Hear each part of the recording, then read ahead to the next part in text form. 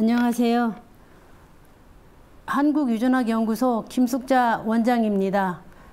오늘은 유전성 대사질환에 대해서 말씀드리겠습니다.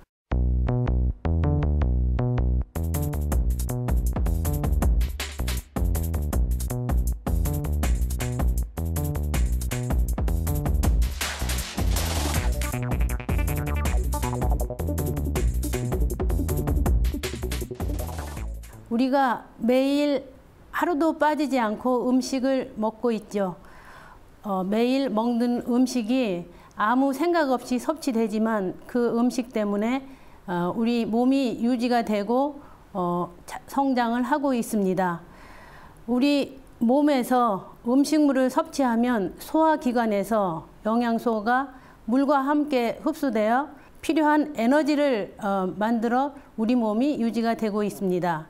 체내에서 일어나는 생화학적인 변화를 신진대사, 물질대사 혹은 영양대사라고 합니다. 유전성 대사질환이라는 것은 인체의 신진대사에 필요한 효소가 선천적으로 없거나 생화학적 과정에서 특정 물질이 너무 많이 축적되어 독소가 생기거나 필수적인 물질이 형성되지 않아 장애를 일으키는 질환을 말합니다. 유전성 대사질환의 유전 양상은 일부 성염색체를 따라서 유전하는 유전병도 있지만 대부분이 상염색체를 따라서 열성으로 유전하게 됩니다.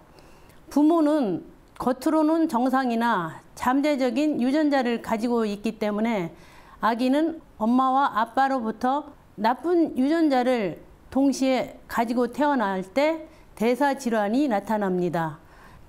유전성 대사질환은 크게 나누어서 탄수화물, 단백질, 지방, 유기산 대사로 구분이 됩니다.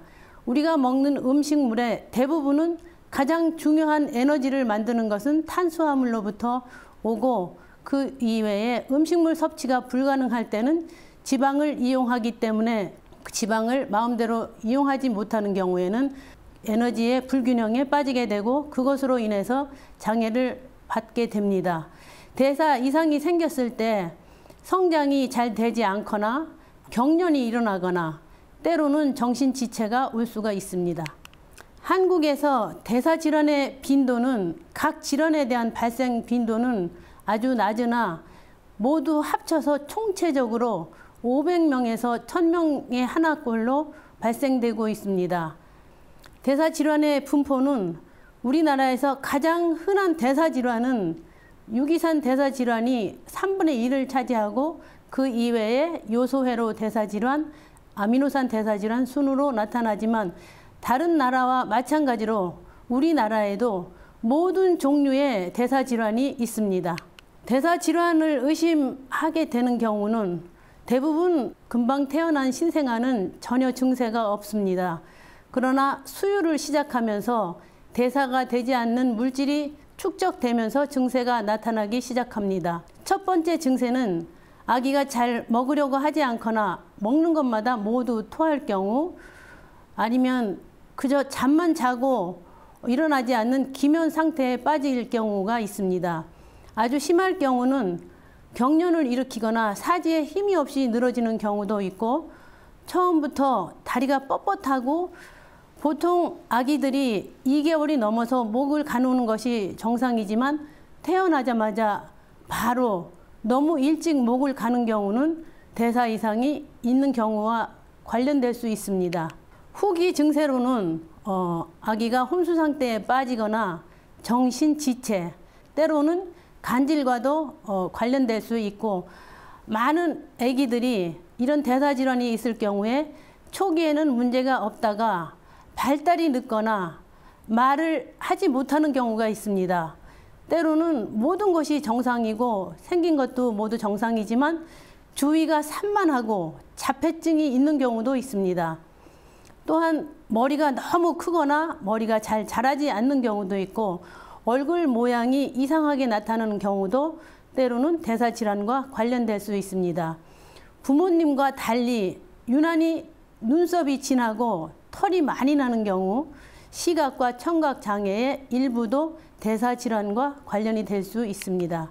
때로는 산모가 유전성 대사질환을 가진 아기를 임신했을 때 산모에게 나타나는 증세로는 산모의 태동이 마치 딱꼭질을 하는 것처럼 느껴지는 경우는 글리신에 이상이 있을 경우에 그렇게 나타날 수 있고, 산모가 황달이 있거나 간 기능 장애 혹은 임신 중독 증세가 없는데도 경련을 일으키는 경우는 엄마와 아기가 가지고 있는 선천성 대사질환 때문에 엄마와 아기의 목숨이 위태로울 수가 있습니다. 이런 문제가 조기에 발견될 경우에는 엄마와 아기의 안전이 유지가 되지만 그렇지 못할 경우도 있습니다. 때로는 원인 모르게 반복적으로 유산이 될 경우 아기가 선천대사질환과 관련될 경우도 있습니다. 유전대사질환의 진단의 단서가 될 수 있는 소견은 이상한 소변 냄새일 수 있습니다. 아기 소변이 쥐오줌 냄새가 난다든지, 무슨 설탕 탄 냄새가 난다든지, 양배추를 삶은 그런 냄새가 난다든지, 발구락 냄새, 때로는 생선 썩은 냄새, 아니면 맥주 냄새나 수영장 물 냄새 같은 것이 아기 소변에서 느껴진다면 혹시 선천성 대사질환과 관련되는 것이 아닌가 확인할 필요가 있습니다. 또한 소변 색깔의 이상도 선천성 대사질환과 관련이 될 수 있습니다. 알캅톤 요증이라는 대사질환은 처음에는 소변 색깔이 정상인 것 같은데 비누로 기저귀를 빨거나 그냥 실온에 두었을 경우 소변 색깔이 잉크 같은 색깔로 변할 경우 이런 대사질환을 강력하게 의심될 수 있고, 아기가 황달이 있거나 간이 나쁠 때는 샛노란색의 소변을 볼 수 있고, 우리 몸에 철분 대사에 이상이 있어서 생기는 폴피린 대사 질환이 있을 때는 소변이 실온에 방치되었을 경우에 빨간색으로 변하는 경우에 우리는 강력하게 대사질환을 의심할 수가 있습니다. 모든 소변 검사가 때로는 시약 한 방울로 대사질환이 있는지 여부를 확인할 수 있는 방법도 있습니다. 유전성 대사질환이 있을 때 생명을 위협하는 검사가 있습니다. 음식을 많이 먹고 나서 바로 혈당이 떨어지는 경우는 당원병을 의심해야 합니다. 그러나 음식을 먹지 않아서 혈당이 떨어지는 경우는 우리가 음식을 먹지 않아도 지방을 이용해야 하는데 그 지방을 잘 이용하지 못하는 지방대사질환일 경우에 혈당이 떨어질 수 있기 때문에 생명의 위협을 느낄 수 있습니다. 또한 우리가 흔히 섭취하는 단백질은 그 단백질이 소화되어 암모니아가 생성이 되고, 그 암모니아는 간에서 독성이 없는 요소로 변해야 되는데 여기에 이상이 있을 경우 아기가 뇌에 부종이 오거나 경련을 일으킬 수 있고, 심할 경우에는 혼수 상태에 빠지거나 생명을 잃을 수가 있습니다. 우리가 섭취되는 대부분의 음식물은 탄수화물과 관련이 되는데 이것이 에너지를 만드는 과정에 문제가 생길 경우에는 젖산이 증가하는 경우가 있습니다. 젖산에서 피루빈산으로 변하면서 ATP라는 에너지가 생기는데 이것에 문제가 생길 경우 젖산이 쌓일 수 있고, 물론 대사질환이 아니라도 산소 공급에 문제가 있을 경우에는 젖산이 올라가지만 산소 공급에 문제가 없을 때 올라가는 젖산은 대부분이 대사질환이라고 봐야 되겠습니다. 유전성 대사질환의 치료에 대해서 말씀드리겠습니다.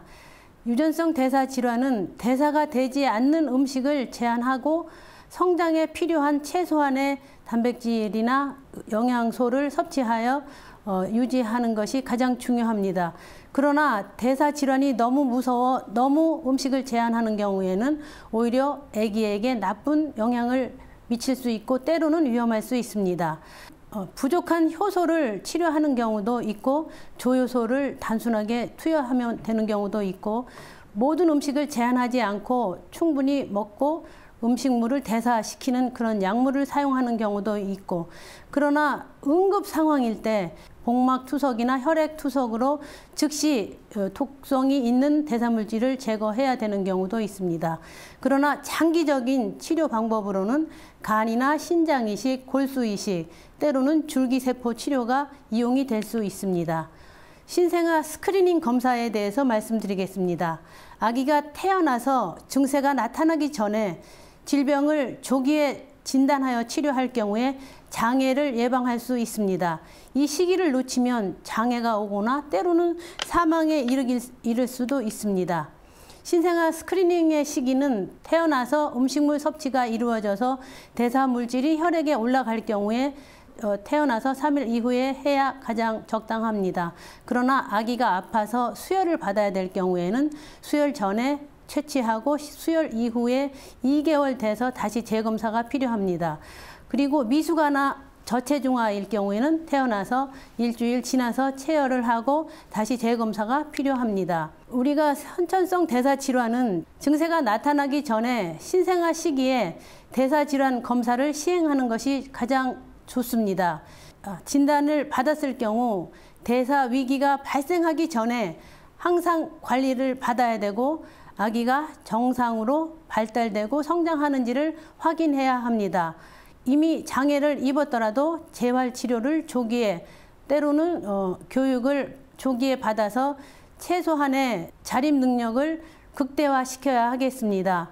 대사질환은 불치병이 아니고 조기에 발견하여서 관리할 경우에 관리될 수 있는 병입니다. 감사합니다.